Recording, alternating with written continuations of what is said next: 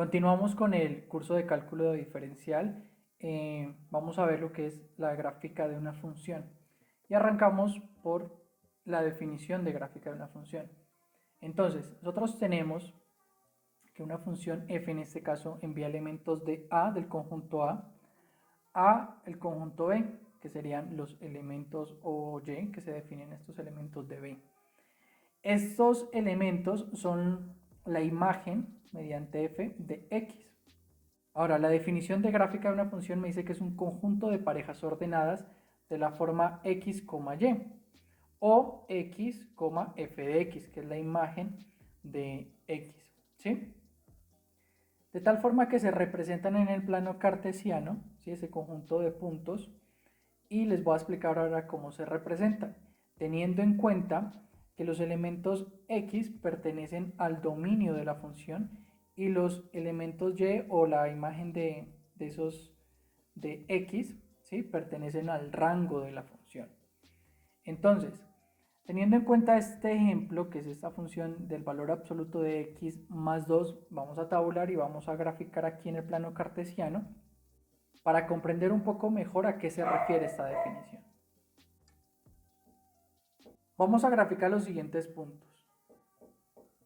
Entonces, reemplazamos menos 4 en esta función y sabemos que menos 4 más 2, ¿cierto? Me da menos 2 negativo y le hallamos el valor absoluto, me daría 2 positivo. Menos 2 más 2 me daría 0, 0 más 2 me daría 2 y el valor absoluto de 2 pues es 2 y 2 más 2, 4.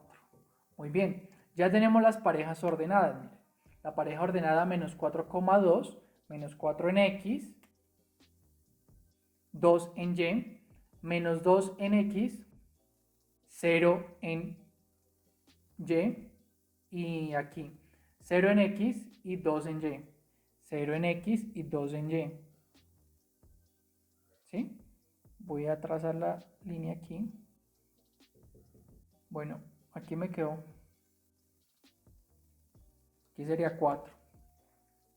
Muy bien, entonces tenemos la gráfica, ¿cierto? De la función valor absoluto de 2, de x más 2. Entonces, la definición, ¿qué sería? La definición sería el conjunto de puntos, ¿cierto? Ubicados en el plano cartesiano, de la forma x, f de x. ¿Por qué? Miren, tomemos este punto aquí. Aquí es menos 4, 2.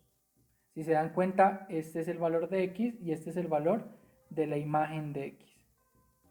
Que eso fue lo que hallamos al tabular acá arriba, miren. ¿Listo? Aquí está la pareja. Muy bien, y así como la pareja ordenada menos 4,2, tenemos la pareja ordenada menos 2,0, que es este punto aquí que es 2,0 y este punto acá que es 2,4, donde la primera variable es x, miren, 0 en x, 2 en y, 2 en x, miren aquí está 2 y 4 en y. Y así, cualquier punto que ustedes tomen de esta gráfica realizada va a tener la forma x, y o x, f de x, cumpliendo con esta función que acabamos de graficar. Y así es como se define la gráfica de una función. Muy bien, continuando con el capítulo de gráfica de una función, ¿sí? Vamos a ver el criterio de la línea vertical para definir una función. Entonces, ¿qué me dice el criterio? Que si yo trazo una línea vertical, ¿cierto? En cualquiera de estas gráficas que tenemos aquí, para que sea una función, la línea debe cortar en un único punto a la gráfica de esa función. Entonces aquí tenemos, esta es la gráfica, miren el plano cartesiano x, y, aquí sería la gráfica, esta sería la gráfica acá y esta sería la gráfica acá. Entonces aquí sería x, y. Si nos damos cuenta, cualquier línea vertical que nosotros tracemos aquí, ¿cierto? Va a tocar en un único punto. Por ejemplo, esta línea toca en un único punto. Por lo tanto, esta gráfica sí es una función. Ahora, si hacemos lo mismo acá en cualquiera de los puntos, vamos a darnos cuenta que cualquier línea que se trace vertical va a tocar en un único punto. Por lo tanto, sí es función. Mientras que en este caso, cualquier línea que yo trace, mire, va a tocar en 2 puntos a la gráfica. Por lo tanto, no es función. Y acá, cualquier línea que yo trace también toca en un único punto. ¿Listo? O sea que también sí es función. Ahora, pasando ya de definir qué es una función, vamos a ver lo que es una función par y una función impar. ¿Sí? Una función par vendría siendo esta. ¿Sí? ¿Qué significa una función par? Que es simétrica teniendo en cuenta el eje vertical o el eje Y. Es decir, que es igual de este lado como el otro lado. Si ustedes colocan un espejo aquí, todo lo que está graficado de acá se va a representar de este otro lado. Entonces, esta sería una función par. ¿Sí? Para que sea una función par, debe cumplir con el requisito que f de x, de menos x, sea igual a f de x. ¿Listo? Y esta función de acá es una función impar, es simétrica bajo el origen, ¿cierto?